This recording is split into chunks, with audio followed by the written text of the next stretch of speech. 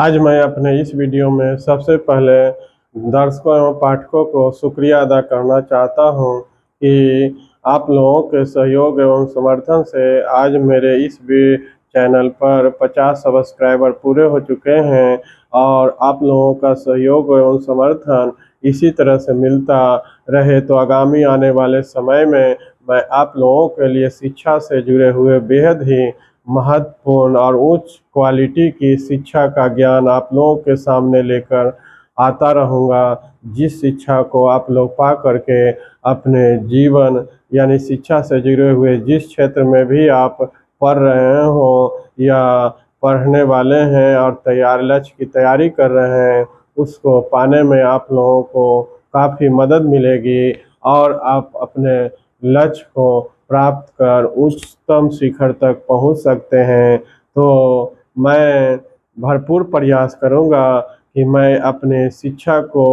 आपके लिए उच्च से उच्च क्वालिटी का ज्ञान और अनुभव को आप लोगों के बीच शेयर इस करता रहूं और आप लोगों के लिए खासकर छात्रों जो पढ़ने वाले हैं उनके जीवन में हमारा ज्ञान बेहद ही महत्वपूर्ण हो और मैं अपने अनुभव और अपने ज्ञान को उन सभी छात्र छात्राओं के बीच शेयर करता रहूं, जिससे छात्र लाभान्वित हो और उनके अपने जीवन को सफलता पाने में एक मील का पत्थर साबित हो। इसी के मद्देनज़र रखते हुए आज मैं आप लोगों के सामने एक महत्वपूर्ण विषय अंग्रेजी सब्जेक्ट को लेकर आया हूँ, जिसकी बदौलत से आप अपने प्रतियोगी परीक्षाओं में भी सफलता हासिल कर सकते हैं, क्योंकि आज बहुत से ऐसे प्रतियोगी परीक्षाएं हैं जिसमें इंग्लिश विषय से संबंधित प्रश्न पूछे जाते हैं। साथ ही अंग्रेजी विषय का ज्ञान इसलिए भी मायने रखता है क्योंकि आज हाँ आप लोग छात्र जो हिंदी मीडियम से हैं या हिंदी मातृभाषा बोलते हैं, उनके लिए अंग्रेजी भाषा एक कम्युनिकेशन में प्रॉब्लम खड़ी हो जाती है जब वे देश से बाहर विदेशों में जाते हैं या अपने ही देश में अपने राज्य से किसी अन्य राज्य खास करके दक्षिण भारत के राज्यों जैसे तमिलनाडु, अम, आंध्र प्रदेश, केरल, कर्नाटक, ये सभी राज्यों में भाषा संबंधी समस्याएं खड़ी हो जाती है क्योंकि वहाँ की स्थानीय भाषा कुछ और है। जैसे आंध्र प्रदेश में आपको तेलुगु, तमिलनाडु में तमिल, कर्नाटका में कन्नड़, केरल में मलयालम, इसी तरह से अन्य राज्यों में अलग अलग स्थानीय भाषाएं बोली जाती है जो आपको समझ में नहीं आती क्योंकि आप अपने भाषा मातृभाषा अपनी बोलते हैं और वहाँ की भाषाएं कुछ अलग होती है, इसलिए वहाँ पर ही कम्युनिकेशन के लिए उन लोगों से बातचीत के लिए भाषा संबंधी समस्याएं खड़ी हो जाती है और इस समस्याओं को दूर करने के लिए एक कॉमन लैंग्वेज की ज़रूरत पड़ती है, जिसे आज के युग में नाउ ए डेज इंग्लिश लैंग्वेज है जो कॉमन लैंग्वेज कहलाती है। और इस कॉमन लैंग्वेज को आज केवल देश तक ही नहीं, क्योंकि यह विदेशों में से लेकर के हमारे देश के विभिन्न राज्यों और क्षेत्रों में भी यह अंग्रेजी भाषा एक कॉमन सब्जेक्ट बन गया है, जिसमें सभी कार्य और सभी राज्यों के प्रांतों के लोग इस भाषा को बोलते हैं और जानते हैं। तो इस कॉमन लैंग्वेज को अपनाकर आप भाषा संबंधी जो आपकी दिक्कतें हैं आपको वह दूर हो जाएगी। तो इसलिए अंग्रेजी का ज्ञान इस मायने से भी आपके लिए महत्वपूर्ण है। साथ ही साथ अगर आप जॉब के सिलसिले में दूसरे राज्यों में जाते हो या काम के सिलसिले में जाते हो या किसी व्यापार या अन्य पर्पज से जाते हो, तो वहाँ पर भी अंग्रेजी भाषा आपके लिए महत्वपूर्ण स्थान रखता है और वहाँ आप अपने काम को आप अपने लोग से जुड़े हुए संचार की बातें अंग्रेजी मीडियम में अपना करके आसानी से कर सकते हैं और आपको जीवन में सफलता हासिल होगी। तो अंग्रेजी भाषा इस तरह से हमारे जीवन में एक बहुत ही महत्वपूर्ण भाषा है जो एक कॉमन लैंग्वेज के रूप में भी जाना जाता है, और now A days it is called global language. और इसको देश से लेकर विदेश तक इस भाषाएं को बोली जाती है, इसलिए इसको हम ग्लोबल लैंग्वेज भी कहते हैं। तो आइए आज हम इस ग्लोबल लैंग्वेज अंग्रेजी के बारे में कुछ बेसिक कंसेप्ट्स की जानकारी हासिल कर लें, और इस बेसिक कंसेप्ट के साथ आगे आप लोगों को इससे जुड़े हुए आगे की उच्चतम जानकारियां भी इंग्लिश विषय से जुड़े हुए आप लोगों को देता रहूँगा। तो पहले हम लोग अंग्रेजी विषय के कुछ बेसिक जानकारियां हासिल कर लेते हैं, और आप लोगों को इस बेसिक जानकारियों को साझा आप लोगों के बीच करते हैं, जिसे जानकर आप लोग इसी तरह से स्टेप बाय स्टेप अंग्रेजी के विषय में आगे की जानकारियां हासिल करते जाइएगा, जिससे आप लोगों को इस विषय पर पकड़ बनती जाएगी, और आपको अंग्रेजी विषय पर में जानकारी हासिल कर इस विषय पर पकड़ मजबूत हो जाएगी। तो चलिए मैं आज आप लोगों को अंग्रेजी विषय से संबंधित बेसिक जानकारियां देता हूं। सबसे पहले आज पाठकगण हम लोग जान लेते हैं कि व्हाट इज इंग्लिश। आज सब्जेक्ट इंग्लिश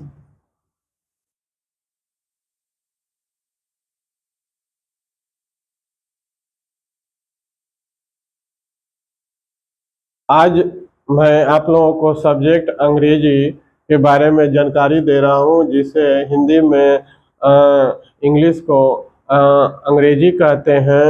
और यह जानकारी हासिल करते हैं सबसे पहले कि what is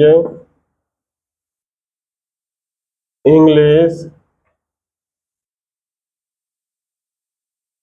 English is a foreign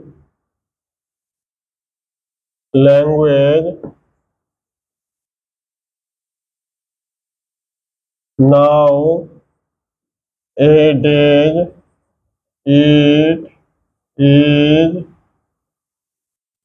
is also called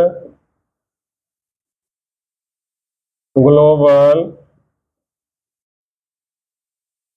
language. It is a common language। यहाँ पाठक ध्यान दीजिएगा कि इंग्लिश जो है विषय क्या है। इंग्लिश एक फॉरेन लैंग्वेज है, इंग्लिश एक विदेशी भाषा है।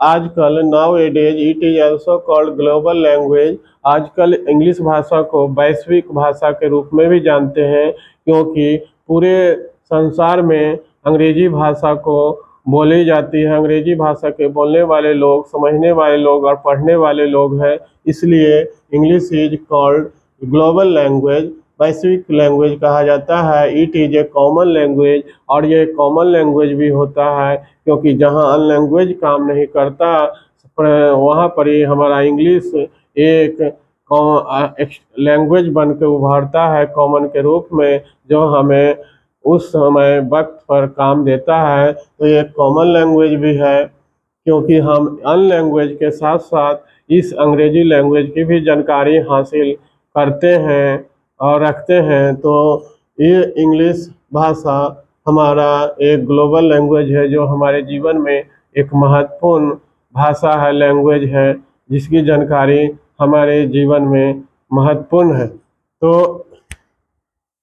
इंग्लिश के बारे में आप लोग पाठक को जान गए कि इंग्लिश क्या है। आज विद्यालयों में, शैक्षणिक संस्थानों में इंग्लिश को एक सब्जेक्ट के रूप में भी पढ़ाया जाता है। तो इसे इंग्लिश इज also सब्जेक्ट, और इंग्लिश को एक सब्जेक्ट विषय भी, इंग्लिश एक सब्जेक्ट भी है, विषय भी माना गया है, जिसको शैक्षणिक संस्थानों में इंग्लिश विषय के रूप में इंग्लिश भाषा की जानकारी दी जाती है, इंग्लिश विषय को पढ़ाया जाता है इस सब्जेक्ट में। अब आगे हम लोग जान लें कि आखिर ये इंग्लिश भाषा का निर्माण किससे हुआ। अंग्रेजी भाषा यानी इंग्लिश जो शब्द बना है, इंग्लिश भाषा का निर्माण इसका क्या है। इंग्लिश भाषा का निर्माण अक्षरों से यानी लेटर से हुआ है, जिसे अल्फ़ाबेट कहते हैं, इंग्लिश अल्फ़ाबेट के नाम से जानते हैं। और यह इंग्लिश अल्फ़ाबेट 26 अक्षर के होते हैं, ए टू जेड तक, जो प्रोनाउंसिएशन की दृष्टि से दो भागों में बांटा गया है। एक को वॉवेल्स और जिसे स्वर कहते हैं जो 5 है, और दूसरे को कॉन्सोनेंट जिसे हिंदी में व्यंजन कहते हैं, यह 21 अक्षर हैं। तो इस तरह से हमारे अंग्रेजी भाषा की सबसे स्मॉलेस्ट इकाई अल्फ़ाबेट यानी लेटर्स हो गई, और सबसे बड़ी यूनिट जो हो गई वह हमारा सेंटेंस हो गया, क्योंकि सेंटेंस जो है सब शब्दों से बनता है, और शब्दों का निर्माण अक्षरों यानी अल्फ़ाबेट से लेटर से होता है। तो सबसे छोटी इकाई को हम लेटर्स यानी अल्फ़ाबेट मानते हैं, और सबसे बड़ी इकाई हमारा इंग्लिश भाषा में सेंटेंस पढ़ने को और देखने को मिलता है। तो सबसे बड़ी इकाई इंग्लिश भाषा की सेंटेंस हो गई, और सबसे छोटी इकाई अल्फ़ाबेट यानी लेटर्स हो गई। तो ये बातें भी आप लोग याद रखिएगा, और अंग्रेजी भाषा की जानकारी के लिए ये बेहद ही खास है। तो आगे हम लोग देखते हैं और जानते हैं, ये भी नोट करते जाइए कि the smallest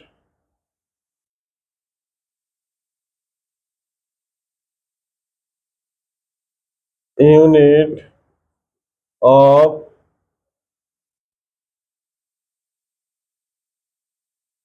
English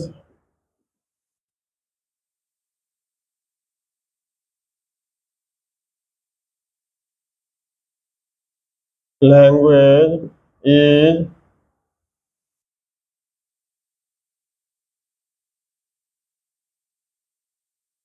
alphabet.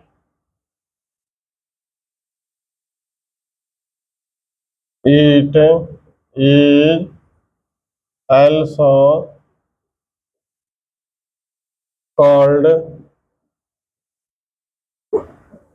letters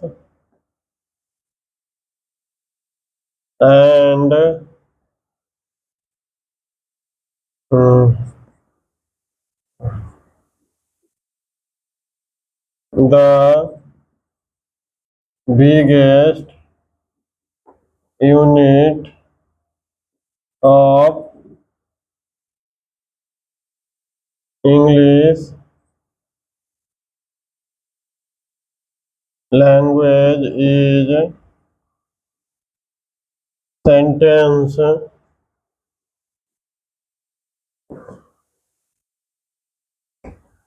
पाठकगण यहाँ ये भी आप लोगों को एक बार पुनः स्मरण दिला देते हैं और बता देते हैं कि इंग्लिश अल्फ़ाबेट पूछा जाता है कभी भी। अक्सर ये भी होता है कि how many alphabets are in English language, Angrezi भाषा में कुल कितने अक्षर होते हैं यानी वर्णमाला होते हैं। तो ये भी आप लोग याद रखिएगा, there are 26 letters in English alphabet, Angrezi वर्णमाला में कुल 26 अक्षर होते हैं।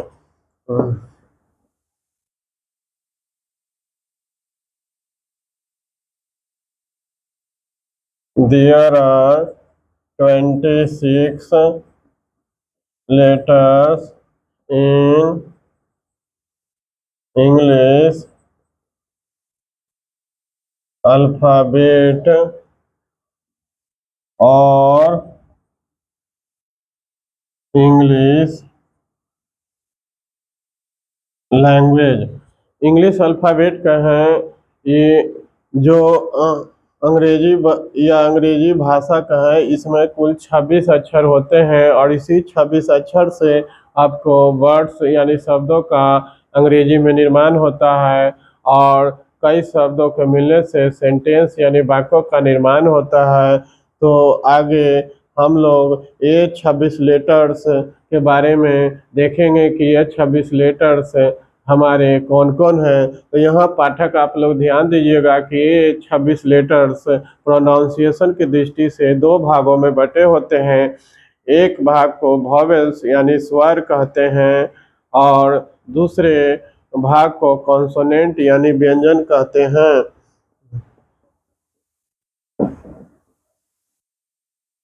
There are two parts of English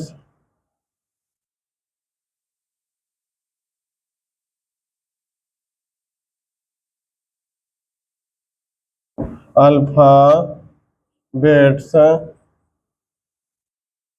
according to pronunciation। उच्चारण के दृष्टि से इंग्लिश अल्फाबेट के दो भाग होते हैं। पहला वॉवेल्स यानी स्वर जो 5 हैं, ए, ई, आई, ओ, यू। और दूसरा कॉन्सोनेंट्स जिसे हिंदी में व्यंजन कहते हैं। 21 लेटर्स होते हैं, B, C, D, F, G, H, J, K, L, M, N,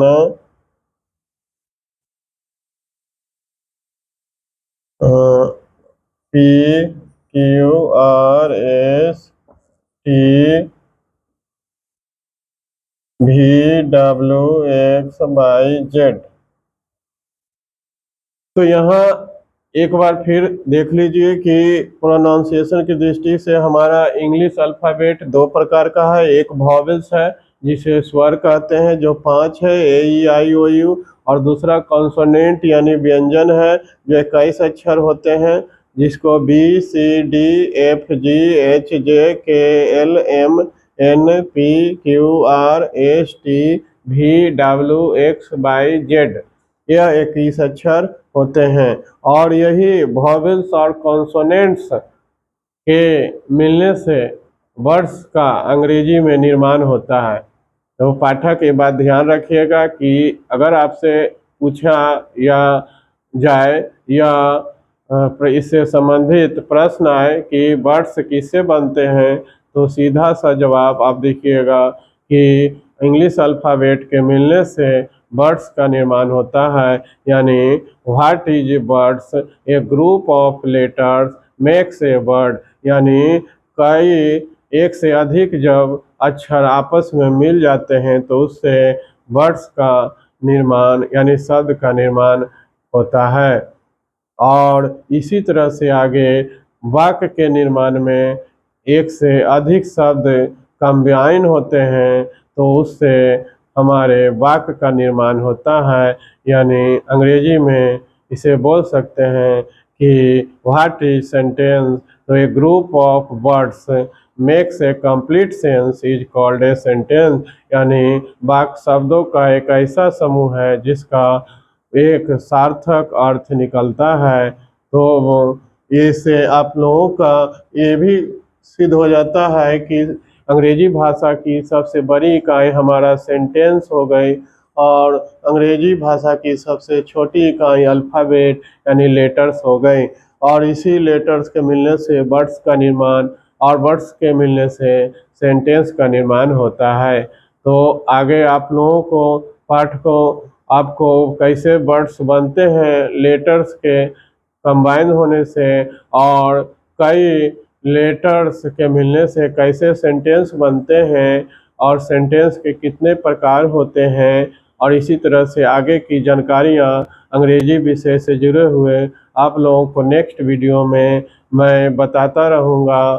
तो आज के लिए मैं आप लोगों के लिए यहीं पर अपने इस वीडियो को समाप्त करता हूँ और आप लोगों को जाते जाते यह भी बताते चलता हूँ कि मैं आप लोगों के लिए ये वीडियो तो एक केवल आप लोगों के लिए एक टेलर है। मैं आगे आने वाले समय में बेहतर से बेहतर वीडियो शिक्षा से जुड़े हुए उच्चतम क्वालिटी का आप लोगों के लिए लेकर आऊँगा, जिस ज्ञान को आप लोग अच्छे से अच्छे संस्थानों में भी शायद प्राप्त नहीं कर पाते हैं और आप लोगों को जीवन की सफलता पाने में परेशानी होती है। उस ज्ञान से जो आप वंचित रह जाते हैं, वैसे महत्वपूर्ण ज्ञानों को भी से जुड़े हुए वीडियो को मैं आप लोगों के उज्जवल भविष्य के लिए लेकर आऊँगा और आप लोगों के ज्ञान में वृद्धि करता रहूँगा, जिससे आप लोगों के जीवन को लक्ष्य और सफलता को पाने में आसानी होगी। तो आप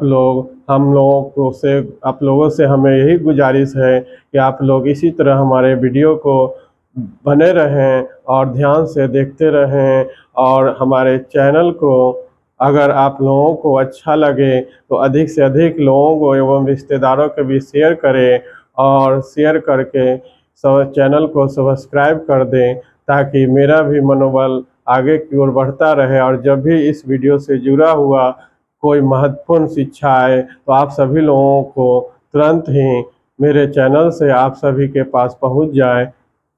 तो यहीं तक मैं अपने इस वक्तव्य को आज के लिए समाप्त करता हूँ और उम्मीद करता हूँ ईश्वर आप लोगों को शिक्षा के क्षेत्र में ज्ञान देकर आपके भविष्य को उज्जवल बनाने के लिए सही रास्ता दिखाता रहे।